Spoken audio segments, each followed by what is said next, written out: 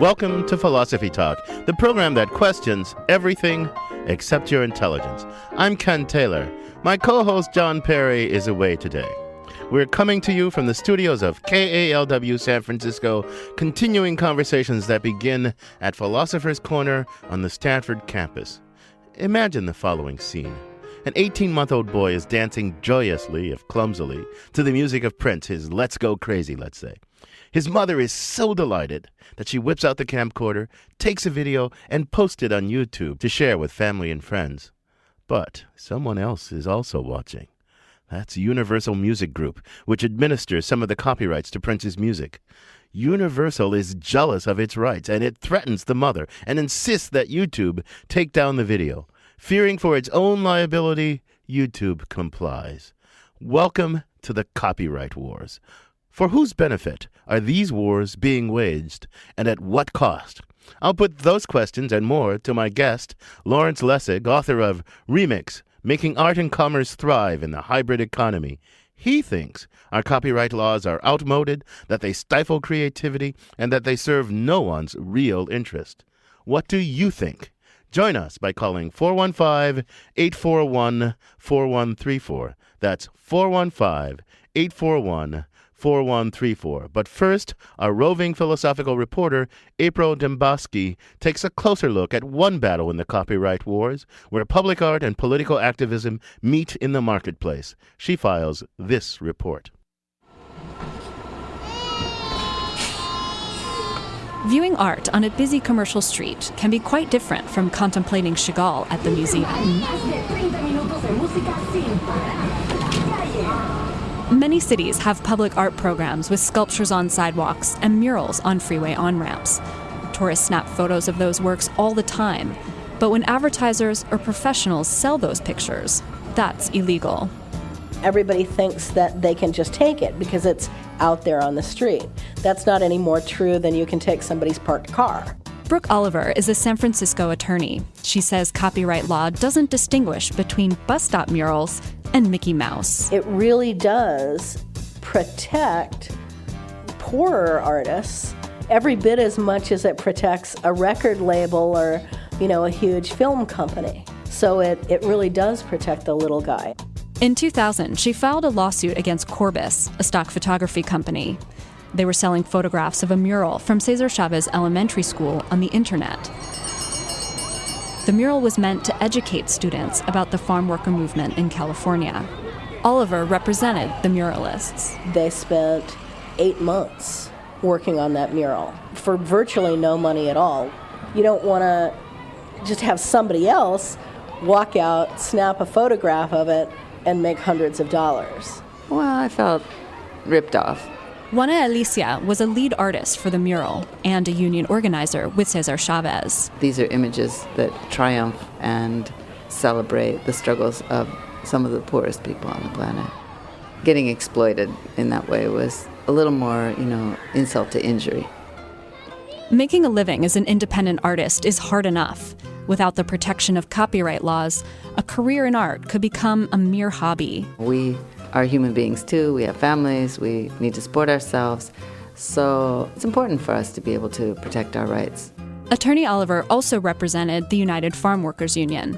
They own the copyrights of the Black Eagle logo and the images of Cesar Chavez and Dolores Huerta painted in the mural. The families, Dolores and Cesar's family and the foundation that was set up to protect his memory, want to make sure that those icons of social change are used in connection with things that they value and not just some product out there, some computer or some water bottle or something like that. In the end, Corbis settled the case out of court, and they lobbied for several new state laws giving artists even greater protections. The UFW has also filed lawsuits protecting the trademark of the union's well-known rallying cry, Si se puede, yes, it can be done.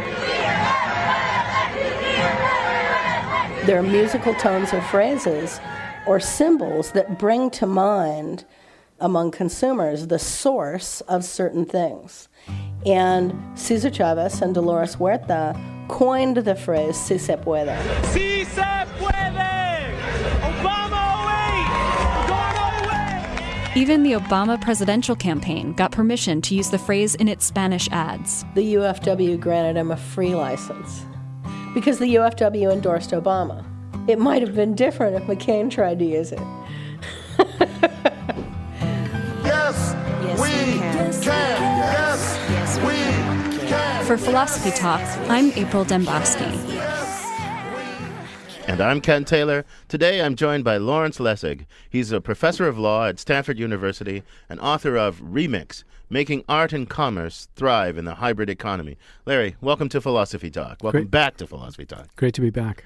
So, Larry, you're perhaps best known for your work developing the Creative Commons and all your books and stuff. And you were on our program discussing copyright issues 4 or 5 years ago. We did this program called Who Owns Ideas? Tell me, what, if anything, has changed since then, either in the law, the world of technology, or in your own thinking? Have things gotten better or worse? Well, not much has changed in the law, but what has changed is an explosion of recognition in all sorts of sectors that before thought of this as a totally irrelevant issue. So educators and parents as their kids get sued by the recording industry, teachers as they recognize that their ability to take digital technologies and do fantastic things with them is threatened by overreaching copyright law.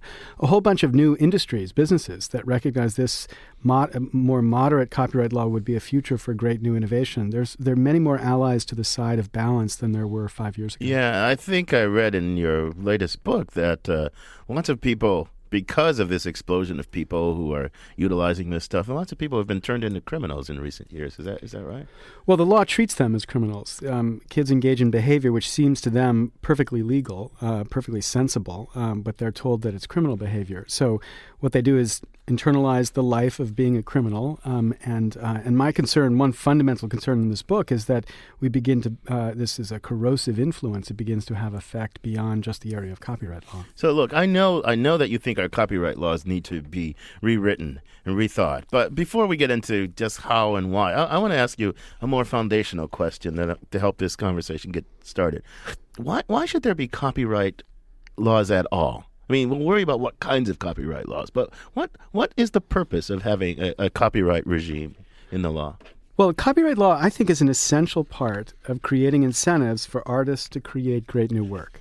If a film from Hollywood could be produced and the moment it's released, you could share it with your 10,000 best friends online, it would destroy the incentive of Hollywood to make these films, or musicians to make their music, or authors to write books. So we need some copyright protection. We need a balanced copyright protection to assure that they have the proper incentives they need to produce great new work. That sounds like a very pragmatic kind of way of thinking about it.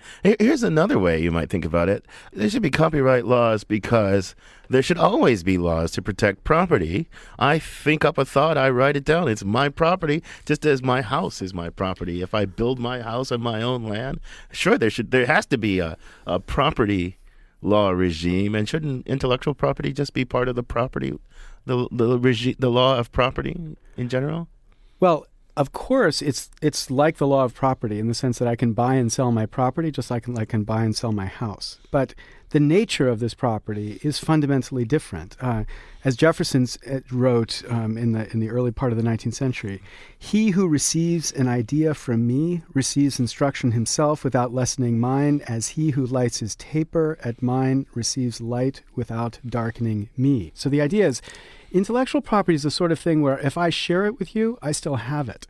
But if you use my Kleenex to blow your nose, I definitely don't have it anymore. It's one thing to have it as okay, if I share my intellectual property with you, I can still have it in the sense I think those thoughts. I can still think those thoughts. But I don't want to just think my thoughts. I want to exploit my thoughts. I want to exploit my thoughts for whatever ends I choose. And if you exploit my thoughts freely, then that may prevent me from exploiting my thoughts. That's right. And that's why I think copyright law needs to give a limited protection, a limited monopoly for the creator to be able to exploit the thoughts in the way copyright law protects exclusively. But all I'm saying is that it's a different kind of property protection than we typically think of to protect with food or houses or your car. I don't have a fair use right to use your car, and for good reason. Right. But I do have a fair use right to use your arguments or to use your book because that's essential to enable ideas and culture to spread. Yeah, there's something you say in one of your I think it's this book. I've read lots of your books, so I may be mixing things up. But there's something you say somewhere. So going back to fair use. In my line of work and your line of work, we're both academics and we write things. And you're also a lawyer, so you write briefs. And in academic work, you quote from the people with whom you're engaged rather liberally. I mean, there are constraints. You can't just take whole passages of their books and foist them off as your own. But you quote from other writers and thinkers rather liberally in order to take a stance relative to them, criticize them, build on them.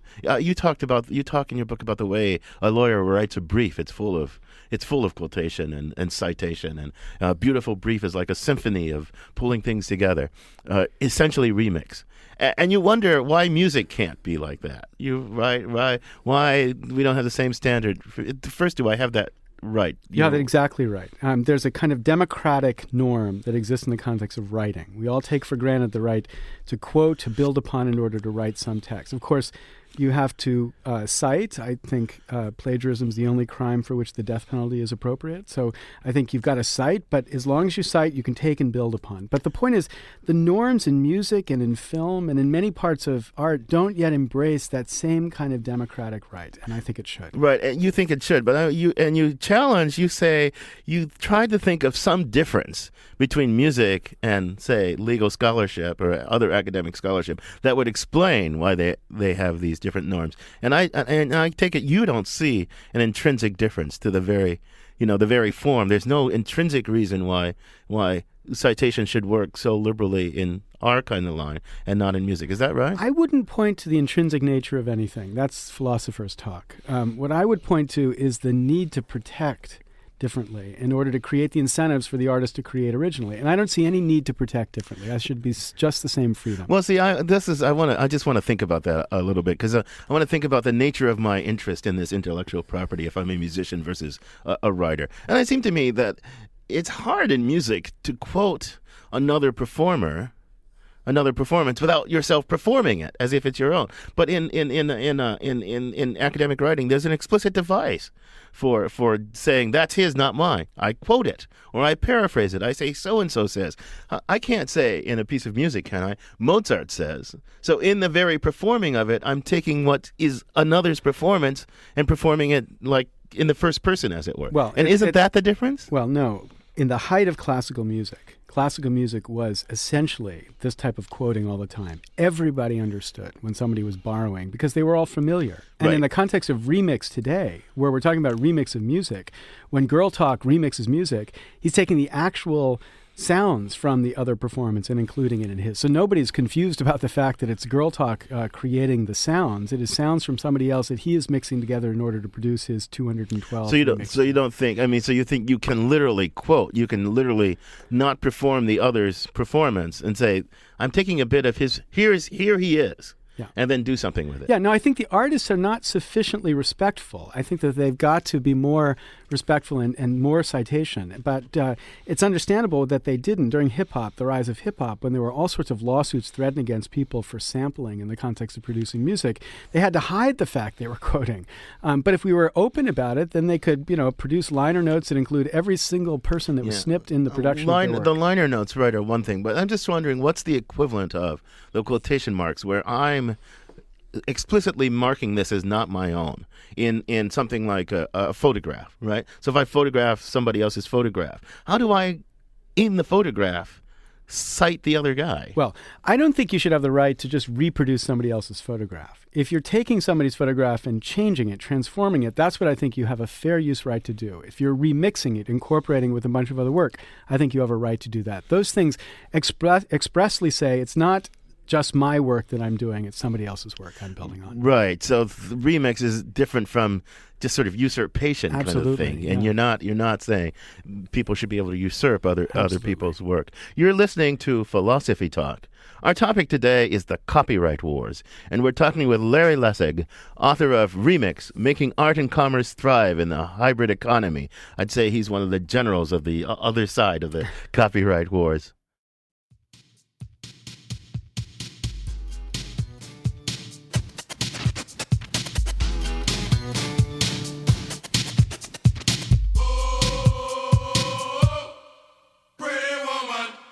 That's the band Two Live Crew and their unauthorized remix of Roy Orbison's song, Oh Pretty Woman.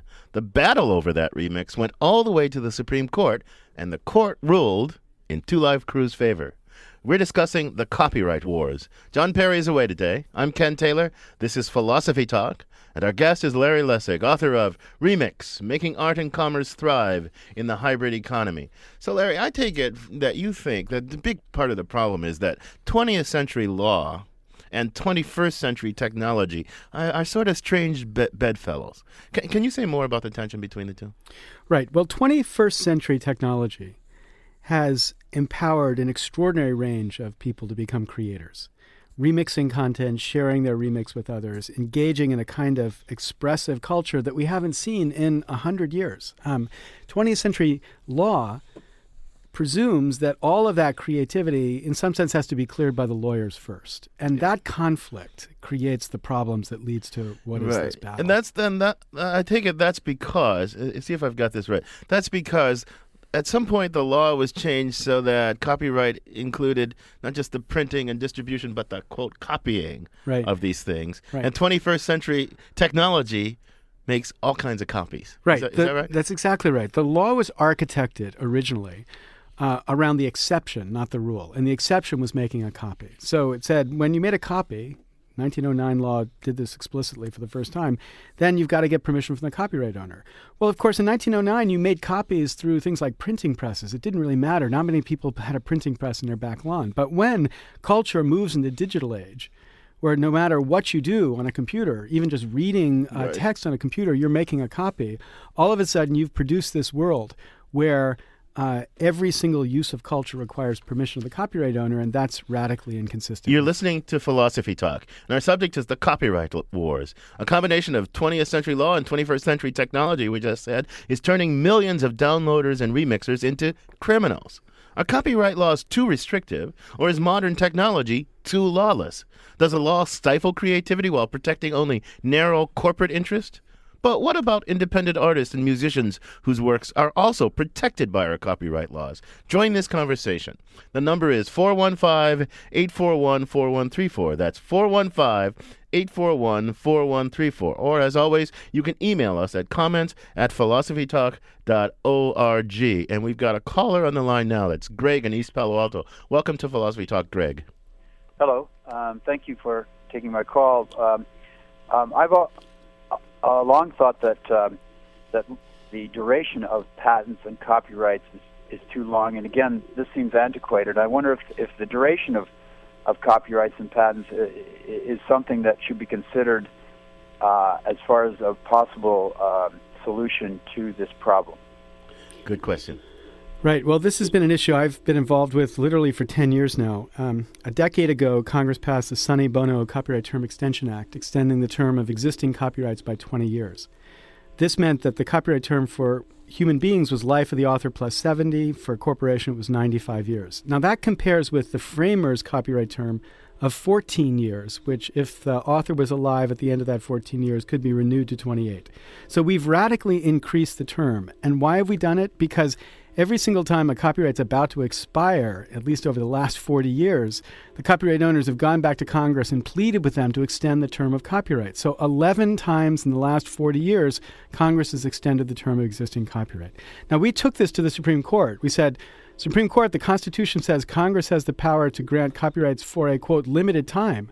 And we said this is not a limited time if at the end of the limit you can extend it just because Congress wants to. And the Supreme Court said, I'm sorry, it's not our problem. You got to go to Congress. Because the limit is not any particular limit, right? That's right. Any time is a limit. That's exactly right. So when I tell my 5-year-old he can take one cookie, and I turn around and he's taken 4, and I say, what the heck? And he says, well, I took one cookie just 4 times. Yeah, right, he understands limit just the way Congress understands limit. No, but is there any deep reason behind this? Or is it just the corporate interest got access to the Congress? I mean, is there any principle at work here at all? No, there's no principle. This is just about people owning valuable monopolies, which are literally 2% of the work that is presumptively subject to copyright. 2% of this work has any continuing commercial value at all. They want to extend the term indiscriminately as long as they can, but lock up all sorts of culture which we can't get access to because it's not commercially accessible, because nobody can afford to clear the rights to be able to make it accessible. Join this conversation. 415-841-4134.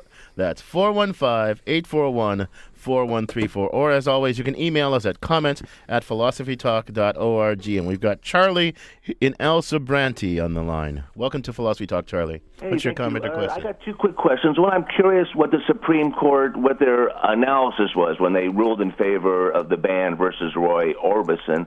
And my other question, I agree with your guest that plagiarists should be, executed, but Doris Kearns Goodwin, wrote all those presidential biographies, whatever, she was found to be a plagiarist, and she's still on TV giving her expert opinions about stuff. Okay, I'll take my answer off the air. Bye-bye.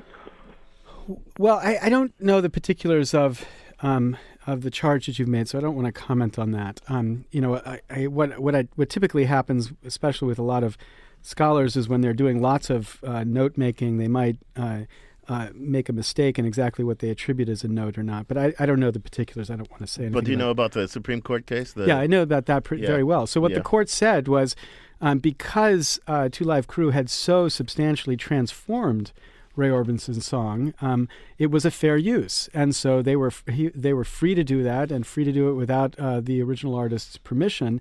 And I think that's exactly the right instinct. Now the problem is that same idea has not yet been articulated as clearly in the context of the current generation's form of artistic transformation, which is remix like Girl Talk engages in. Right. So I want to understand this. So if it's so transformed that it's what? I mean, what is the measure of transformation? If it's so transformed that it, say, doesn't compete with the original in any way or something, I mean, what's the measure of how transformed something has to be in order to become fair use? The problem is there's no clear line. And what that typically means is often the right of fair use is the right to hire a lawyer, which for many artists is not much of a right at all.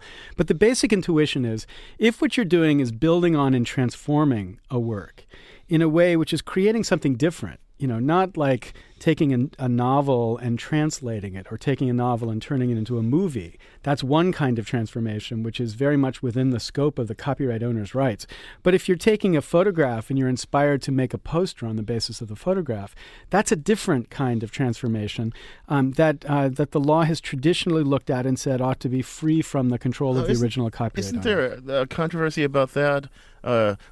Let me remind our listeners that this is Philosophy Talk. We're talking about the copyright wars with my guest Larry Lessig. We'd love to have you join this conversation. 415-841-4134. Or, as always, you can email us at comments@philosophytalk.org. Now, I want to understand fair use and all that, and because let me look at. There's a controversy going on. I don't remember the details. Let me read your of it. mind. Shepard Fairey is in a lawsuit with the AP. Right, exactly. Because Shepard Fairey used as a reference photograph a photograph by AP to make his famous Hope posters. And AP's upset, and the freelancer who took the photograph. Well, the freelancer was working for AP, so AP owns the copyright. And AP's upset because Shepard Fairey didn't license the photograph that he used as a reference when he was making his poster. Right. So help me think through this in a reasonable way. But what are the issues involved? What's the upside? What's the downside? Well, I think you got to think about it very practically, right? So the question is, every time an artist uses a reference photograph in the context of producing a painting or a photograph, do we want a world where the artist has to have his lawyers call the lawyers for the other person who took the photograph? Because when AP was taking that photograph and using it the way they were using it, they never had in their head the idea, oh, wow, there might be a poster maker out there who we're going to be able to make money from, and that's why we're out there taking pictures in this way. Well, wait a minute, though, but what's the big deal if suppose the guy had asked permission from AP? Yeah, probably they would have said okay. They might have charged him a fee or something. I don't know. The fee's not the problem. They would not have said okay. If you would have called AP and said, I'm making a poster for Barack Obama's campaign, can I have permission to include the AP photograph in it? What would AP have said? I'm sorry, we've got to be neutral in political campaigns, right? There's 1,000 reasons they're going to say no or want to control. I want to imagine they said, I want to see the poster. I want to make sure that I'm happy with the poster. I mean, so that's wait a minute then. Okay, so suppose that AP has some interest in this, and they want to maintain their neutrality, and they don't want their intellectual property utilized for purposes that they don't endorse. Is there something wrong with them being wanting? That's like, I don't want I don't want you to trespass on my house in order to blah, blah, blah. I mean, is there something wrong with them wanting to guard their own interests? Well, but when somebody saw the Shepard Ferry poster, nobody thought AP. Nobody had any association with AP at all because it was Barack Obama's picture it was Barack Obama that the poster was about. Wait a minute. So I'm not getting what you say. So should it now be in the public domain? Because in fair use, don't you have to? I mean, is it like something that should have been in the public domain, or something that has to be cited and attributed? And if cited and attributed, then AP says, "Wait a minute, I don't want this attribution to me because I don't want to be associated." Right? I mean, Well, I think that if somebody had taken the AP photograph and included in a book of photographs around the presidential campaign, they certainly would have needed the permission of AP to do that. But if what they do is they build on the photograph to make something like this poster, then even if they have to give attribution, which I think is totally the decent thing to do, to give attribution, people should understand that just because I'm attributing to somebody doesn't mean they're endorsing it, right? So they shouldn't have the right to stop it, and they don't have any obligation of endorsement if, in fact, I use it to build upon their work. Right. See, this is like the quotation in scholarly. I often cite somebody to refute them, right? And they're not going to say, you can't cite me in the course of your refuting me because I don't want to be refuted. That would be an odd thing to do. When I listen to these IP extremists talk about the control they want, I'm tempted because I would love the same control in the context of my own type of creativity. I read people who use my work in ways that's outrageous, and I would love to be able to say to them, I'm sorry, I'm going to go sue you because you've used my work in ways that I don't endorse. So we've got a caller, a person who goes by Timebender. He's an online visual remixer. I guess he doesn't want to give us his real name. Who wants to comment on this topic? Welcome to Philosophy Talk, Timebender. Thank you. What's your comment or question? Well, I wonder if Lawrence Lessig has talked about this at all. This photographer who took the shot of Obama, he said that was one of a few hundred he'd done that day, and maybe a few thousand in a year. He doesn't remember it right away. Well, because of the poster, the photograph is famous. He can make all kinds of money from it. Why is he suing him? Or why is the other guy even worried about a court case with him? It seems like the work that I'm doing, I'm pulling from a stream of millions of photographs, a few dozen. Those few dozen are seen by thousands of people who wouldn't have seen them otherwise. It seems like the person should be happy that we're using their stuff, yeah? Right. The person would be happy, except then the lawyer comes into the room and says, I can make you even more happy because now I can sue and I can get you a chunk of the money that otherwise you wouldn't get. Idea. The lawyers are old. The people online like finding, they're like Easter eggs in a video game. It's like, oh, I know the artist who made this. Watch this. And you see the links happen from your work to the original work without saying who did it. It's a smaller world than we think, you know? This is kind of like a reforming network that's happening in real time. I put up 36 images out of a pool of 4,000 that I chose from. And then I see people emailing each other saying, this is from over here. You see? Yeah. It seems like a new way that's not being seen. Timebender, thanks for the call. I love your passion. I love, because it shows that there was passion behind this. This isn't just some kids trying to get away with crime. These are people actually trying to create and make new forms, and the law, I guess, is getting in the way of that. Absolutely right. And you're right, Timebender, that in fact that turns out to be much more valuable for particular photographers, and that's one of the reasons why I think the law should look at it and say it's just fair use, meaning we don't have to bring the lawyers in, use it in a way that transforms it, and then you don't have to get permission in front. Right, but don't usurp it. I mean, so Absolutely, you're asking right. for the Timebender to use some kind of judgment, right? Exactly right. Right. You're listening to Philosophy Talk. We're discussing the copyright wars with Larry Lessig, author of Remix, Making Art and Commerce Thrive in the Hybrid Economy.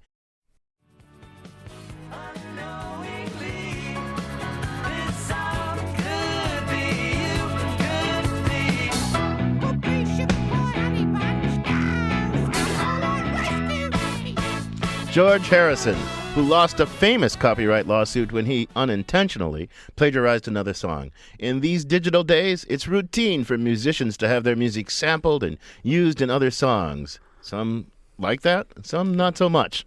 Part of the so-called copyright wars. And that's our subject today on Philosophy Talk, the program that questions everything except your intelligence. John Perry is away. I'm Ken Taylor. My guest is Larry Lessig, author of Remix, Making Art and Commerce Thrive in the Hybrid Economy. Okay, Larry, so you, Larry Lessig, you're king of the world, or at least the United States. Your word is law. briefly, how do you rewrite the copyright law?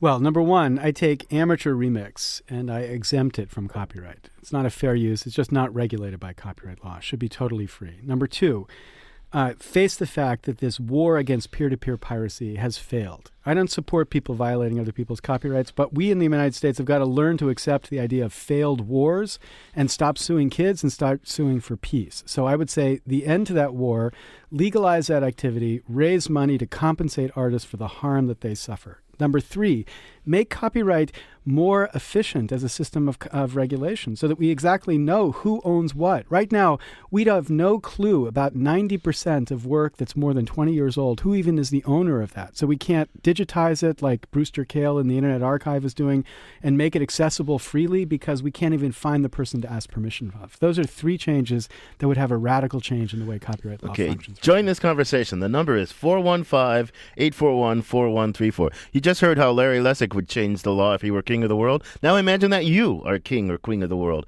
How would you change the way we handle intellectual property? Would you stick to the old system, or would you rewrite the law so that it serves radically different interests in radically new ways? 415-841-4134. And Eugene in Palo Alto's on the line. Welcome to Philosophy Talk, Eugene. Yes, I'm fully accepting of the notion that we've lost the old war. And I agree with his contention that we shouldn't, as a content creator, I don't like the idea of being punished because I create content that people believe should be for free. But it seems like browser companies know who is downloading my CD. Are we anywhere close to having some sort of system where, with the connivance of browser companies, that we figure out how to charge people for stealing my music? Well, if we build a system that tries to block people from accessing your music unless they've paid for it, I don't think we're any closer to making that system work than we were 10 years ago. 10 years ago, we launched the war against illegal file sharing on the assumption we could build that technology. We haven't been able to build it. But a different way of making sure you get paid is something we're very close to. So instead of trying to block people from getting access to your music, right, let's take samples the way they figure out who's watching what on television, right? So after we figure out who's sampling with that sample, who's downloading what's most popular, then let's compensate artists on the basis of the most popular work that's being illegally accessed, or at least accessed outside of the ordinary channels. And that way you would be making sure people got access without making sure that kids were criminals. Let me think about. Thanks so much for the call, Eugene. But let me think about this a little bit. So, I will pay a lot more for certain people than I will for other people. There's this supply and demand thing. How would a system like this, recognize the supply demand function? That some people's work is more valuable. People are willing to pay more. Well, notice there's a weird supply-demand function here, because if you're talking about digital goods, we can give you an infinite supply, right? But still, some people are willing to pay more just because they like it better, right? So this is not going to work in the traditional scarcity economics model. But what I'm saying is, given we've failed to stop people from peer-to-peer file sharing, let's stop waging a war on that, turning our kids into criminals and getting no money to artists. Let's instead adopt a system where artists would get money, kids would not be criminals, and we could move on beyond this problem into facing more interesting problems. We've got a good email from Karen in San Francisco. She says, an artist or inventor works in a way that is part of the interconnected web of ideas. For many years, inventors and artists have learned by copying the work of the masters. See European painting and Japanese art. The idea of pure originality and independence in the progress of human ideas is artificial. It is a misuse of creativity to prop up capitalism as opposed to the society treasuring and supporting culture. Instead of copyrights, I support the Japanese idea of artists as national treasures. Keep up the good work, she also says. What do you think about Karen's email? I say listen to what Karen said. That was very well put. I think it was very well put too, but there is this, I think there's something deep here. There's the cult of genius, the cult of the creator. And that's a kind of romantic 19th century notion. And I think that has something to do with this, right? Because you think of at the root of this is the individual creator who creates by the product of his own mind, and we want to foster and protect that. Right. There's a confusion. Two separate ideas are not separated, right? So one idea is whether somebody is creative, and the other idea is whether they're creating on whole cloth, right? They're starting with a blank slate. great.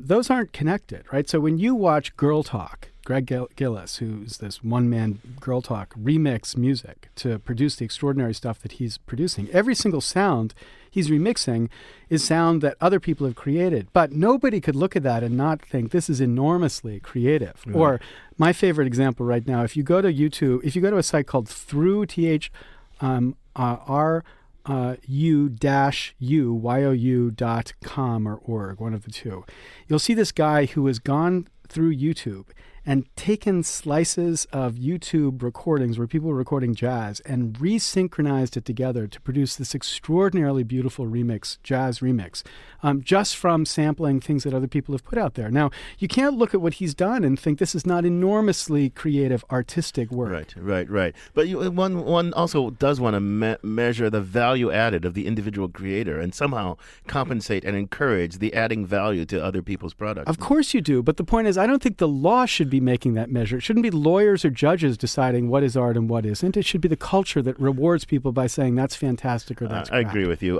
Ron in Palo Alto's on the line. Welcome to Philosophy Talk, Ron. Yeah, I wanted to ask what your thoughts are on the enforceability of what really amounts to a private copyright act or a copyright contract that's imposed on works in the public domain by universities and museums, as if the University of California has a copy of the Mona Lisa and says, if you walk into my building, you have an implied agreement that any reproduction you make of this Mona Lisa, you have to pay us a royalty, and that royalty attaches to all reproductions and applies to anybody that receives one of those reproductions. Yeah. I think it's outrageous. Jimmy Wales, who was the founder of Wikipedia, once shared with me an exchange he had with a museum where a 400-year-old painting was in Wikipedia. A person had taken a photograph, and the museum had sent basically this agreement saying there's no way this photograph was taken without somebody complying with this agreement, therefore you owe us royalties. And Jimmy Wales responded with a single line response, "Have you no shame?" And then signed Jimmy Wales Wikipedia, which is exactly the point. It's outrageous how much control museums try to exercise over these images. And you have these art historians who want to publish a book, their dissertation. Maybe 500 people will buy this book, but they pay $10,000, $15,000, $20,000 to clear the rights to works that are hundreds of years old in order to include them in that book. Well, that's pretty amazing. I suppose they think the graduate students or the writers aren't really paying that. Some government granting agency is, or some university office, and it's a way of supporting the arts. I mean, what do you think of that? Well, if the government's paying for it, then I think it ought to be free to the public. This is a big battle that's happening with John Conyers right now in Another Life I've Got, which is a Change Congress organization. John Conyers wants a bill that says basically when the NIH, the National Institute of Health, funds research, that research has to be published by a proprietary publisher. It cannot be a rule that it has to be published in a way people can freely access it. Now, that does no good to the public. It just benefits a bunch of foreign publishers, but it's an example of this confusion about how important it is to support this proprietary system for all forms of creativity. I understand. You know, I asked you this question off mic, and I want to ask it just to give you. I know what your thought is. I keep struggling. You know, I'm a philosopher. I try to find the balance of reasons on both sides. I keep struggling to find what's on the side of the old-fashioned copyright regime. Is it really just big corporate interest, or is there any principle on that side? Is there anything to be said on a principled basis on its behalf? You know, giving it as much charity as possible. You have a bunch of people who were very successful in a way of business that was built on top of a technology that's now 40 years old, and they're just trying to protect it, preserve it. I understand that. But I don't have any patience for legislators and regulators who get in bed with those people and start crafting laws that are stopping a new generation of creators and a new generation of businesses that could actually drive enormous economic wealth, especially here in the Valley. On that note of passionate indignation, I think I'd call it, I want to thank you for joining us. This has been a really wonderful conversation. Too brief, but a really wonderful conversation. I appreciate you having me back. Thank you. Our guest has been Larry Lessig, professor of law at Stanford University, author of Remix, Making Art and Commerce Thrive in the Hybrid Economy. And this conversation continues, as always, on our blog, theblog.philosophytalk.org, where our motto is Cogito Ergo Blogo, I think, therefore I blog. And also, you can download podcasts of our program from our website as well.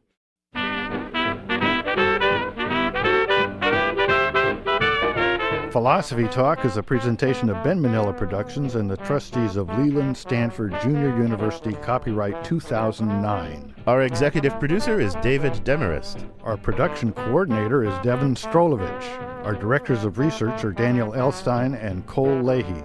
Lael Weiss is our webmaster. Also thanks to Zoe Corneli, Merle Kessler, Corey Goldman, Jennifer Jensen, and Mark Stone. Support for Philosophy Talk comes from the Templeton Foundation.